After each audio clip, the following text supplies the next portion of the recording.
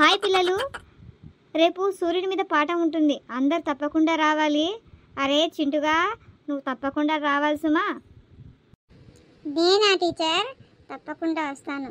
కానీ మా ఇంట్లో అంత దూరం పంపరు అనుకుంటాను టీచర్, కాబట్టి నేను రాలేనేమో. అరే చింటూ, 8లో సగం ఎంతరా? 8లో సగమా టీచర్? అడ్డంగా కోస్తేనేమో 0, నిలువుగా కోస్తేనేమో 3 టీచర్.